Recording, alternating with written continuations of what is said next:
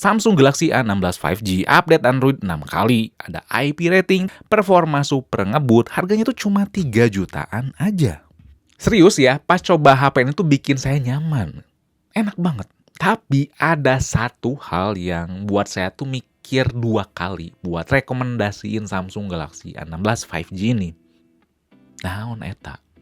Jadi Fadil, hayu urang obrolkeun.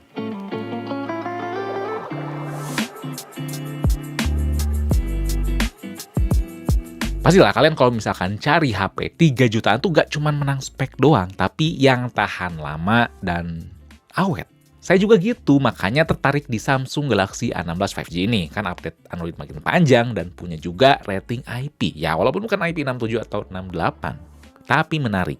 Nah tapi ada satu hal yang emang bikin ragu, yang sebenarnya hal atau aspek tersebut tuh lebih bagus di Samsung Galaxy A15. Yang LTE ataupun yang 5G. Nah, tapi sebelum meloncat ke aspek itu, kita bahas dulu masalah performanya yang saya suka banget. Nah, jadi kalau kalian tuh mau ngicip Samsung, pengen ngerasain performa dan experience yang baik ya dengan One UI-nya, minimal tuh harus coba seri Galaxy A1 ini. Samsung Galaxy seri A0 tuh kerasa kurang gigit ya dari segi performa, dan saya bisa bilang performa di Galaxy A16 5G ini adalah yang terbaik yang pernah saya coba di seri Galaxy A1. Kalau dibandingkan antara Dimensity 6300 di A16 5G ini dengan 6100 plus di A15 5G, secara kertas gak signifikan memang. Kalau dilihat dari segi chipset doang, peningkatan skor Antutu 10%, CPU-nya lebih kencang 9%, dan GPU 13%.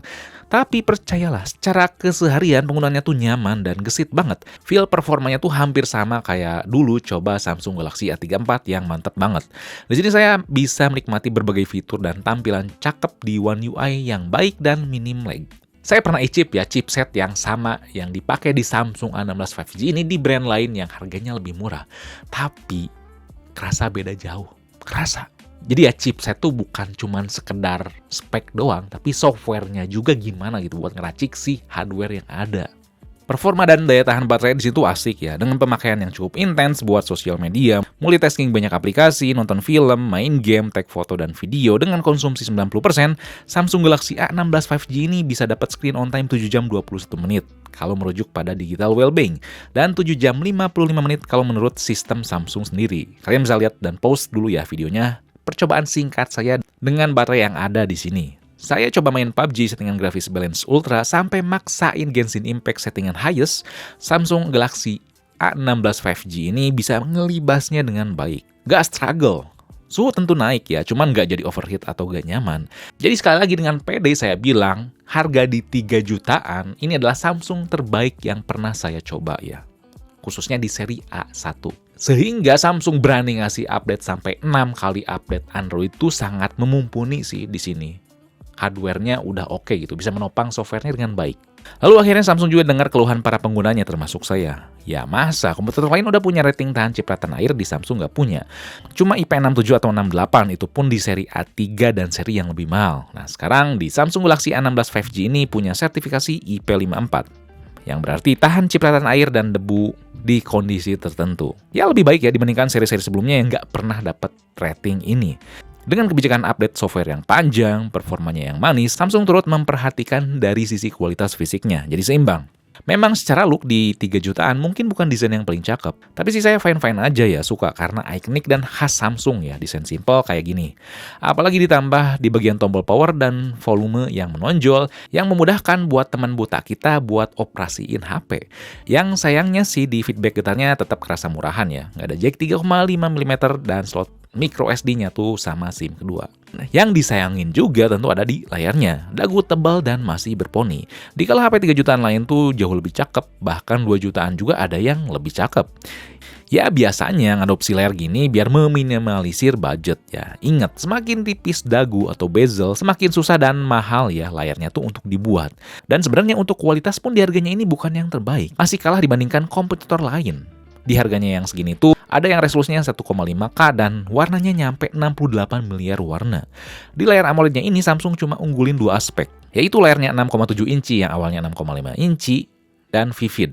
Udah itu aja. Yang secara penggunaan sebenarnya nggak ada komplain sama sekali. Walaupun bukan yang terbaik, saya nyaman-nyaman aja. Buat browsing, main sosmed, sampai nonton. Kita juga dikasih pilihan warna ya, mau vivid atau ke natural. Emang kita gak dikasih dual speaker stereo, tapi speaker yang dikeluarin tuh tetap baik dan enak buat didengar. Khas Samsung lah, tetap kedengar berisi. Nah, tapi bukan layar itu yang sebut saya tuh kurang ngigit ya, atau kurang direkomendasiin buat beli si HP ini. Bukan.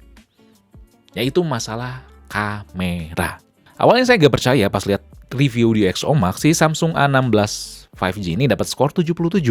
Kalah dibanding A15 4G yang dapat skor 81 dan juga A15 5G yang dapat skor 83. Dan setelah dicoba ternyata terbukti dari skor di XOMax tersebut. Kelihatan kurangnya itu di dynamic range-nya, gak ngigit kayak di A15 series dulu. Khususnya kalau ambil gambar backlight ya. Si A16 5G ini selalu kesulitan, hasilnya selalu overexpose. Sebenarnya untuk harganya ini nggak jelek kok, cuma kalau dibandingkan dengan pendahulunya, ini cukup kerasa downgrade-nya. Kalau kondisi optimal dengan cahaya yang cukup, sebenarnya bagus-bagus aja, detailnya oke, warnanya keluar juga, fokusnya lumayan baik. Tapi kalau low light ataupun backlight, A16 5G ini sulit diandalkan. Kalau selfie-nya sih untung masih kejaga ya kualitasnya. Nggak bisa dibilang yang terbaik di harganya, tapi tetap enak dilihat, nggak berlebihan buat tunjukin muka yang bagus. Ini wajar banget sih di sektor kamera dikurangin, karena kan tadi Samsung memutuskan buat ningkatin dari kualitas performa dan fisik yang ada untuk mengimbangi update software yang panjang. Sebenarnya bisa juga ya dituning kameranya ikut bagus, tapi nanti ya harganya jauh lebih mahal atau bikin pengguna A15 series langsung nyesek gitu aja. Sehingga saya bisa bilang santai aja ya buat pengguna A15 series, urusan kamera gak usah nangis. Lalu untuk videonya di sini kita gak bisa ambil 4K sih, tapi tetap bisa pindah-pindah lensa pas lagi take video antara lensa utama, ultrawide, dan depan asik sih. Saya lebih suka hasil videonya ya, terlepas resolusinya cuma 1080p, karena cukup stabil termasuk pas ambil video ultrawide, yang biasanya komputer lain tuh sering goyang. Fokusnya tetap gercep dengan komposisi objek yang diambil kerasa lebih seimbang dibandingkan foto.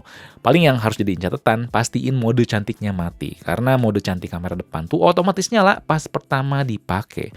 Dan kalau pengen lihat hasil story Instagramnya gimana, bisa langsung follow di Instagram Inifixme aja ya, ada di highlight-nya. Oh yang tadi, nah ini perekaman video depannya 1080p, ini ada defaultnya tuh si skinnya menjadi mulus ya, dan ini saya si skin smoothnya dimatiin, jadi detailnya tetap sebenarnya kelihatan dimulusin sih, tapi ya nggak semulus defaultnya, si levelnya tuh 2. Kalian harus setting kalau misalkan nggak mau ada mode cantiknya.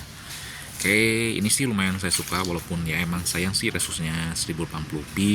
Dan untungnya walaupun kamera di downgrade, masalah fitur tetap lengkap ya. Di sektor hardware, NFC tetap ada, Bluetooth-nya versi 5.3, dan sayangnya Wi-Fi masih versi 5. Buat fitur utilitasnya, di softwarenya ada battery protection buat ngejaga kesehatan baterai jadi lebih awet. Bisa sembunyiin aplikasi, auto blocker buat cegah aplikasi bahaya terinstall di HP. Ada juga secure folder buat nyembunyiin dan misahin lingkungan aplikasi dan sistem yang kedua atau terpisah. Ada multi window atau pop-up view yang bisa permudah multitasking. Tombol power yang bisa di-custom buat apa. Berbagai gestur di layar kalau mati bisa diatur, ada dual messenger yang bisa gandain sosial media yang sayangnya terbatas variasi aplikasinya, device care buat menjaga kesehatan HP kayak RAM dan penyimpanan, maintenance mode yang bisa nyalain pas mau servis HP biar gak dicuri data pribadi, dan kita gak bisa nemu always on display dan Bixby di sini. Atau juga gak bisa ngarep Galaxy AI ya. Untuk penampilan tentu ada dark mode yang nggak bisa maksa aplikasi yang belum support dark mode. Ada eye comfort shield buat bikin temperatur warna jadi lebih warm ya, biar lebih adem dilihatnya, biar lebih nyaman. Terus juga tentu bisa ganti huruf, ada pilihan tema yang beragam, ada edge panel buat permudah akses aplikasi, ganti tombol navigasi, dan color palette yang bisa nyesuaiin warna sistem biar sesuai dengan warna di wallpaper. Jadi tetap asik diulik, dan saya harap nanti pas update datang kita bisa dikasih game plugin ya, buat nambahin fitur-fitur yang berguna pas main game atau mantau FPS. Jadi Samsung Galaxy A16 5G ini tuh layak banget buat dibeli. Buat kamu yang lagi cari HP 3 juta dengan update Android yang panjang, yang juga ditopang sama baterai yang awet, performa yang baik, fitur yang lengkap, dan rating IP54. HP yang hampir seimbang setiap sisinya kecuali sektor kameranya yang gak sebaik pendahulunya. Jadi buat kamu tuh user Samsung Galaxy A15 series, gak usah buru-buru sih ganti ke sini ya. Kecuali emang ngejar rating IP54 dan update yang lebih panjang. Kalau misalkan emang pengen lebih kenceng dibandingkan ini, ada Poco X6 5G ya, bisa memberikan suatu performa yang lebih baik dan juga kualitas warna layar dan resolusinya lebih oke. Tapi ya masalah update softwarenya yang pendek dan si HyperOS-nya nggak segigit One UI. Dan setelah saya coba Samsung Galaxy A16 5G ini, saya yakin sih ini bisa menjadi salah satu HP yang terlaris di tahun depan ya. Karena Samsung Galaxy A1 tuh selalu menjadi HP terlaris ya, salah satu sejak tahun 2020 ya, pas angkatan Samsung Galaxy A11. Oke. Oke, jadi sekian aja ya review kali ini. Kalau misalkan masih bingung, kalian bisa tulis komen di bawah. Oke, di sini Fadil. Peace out.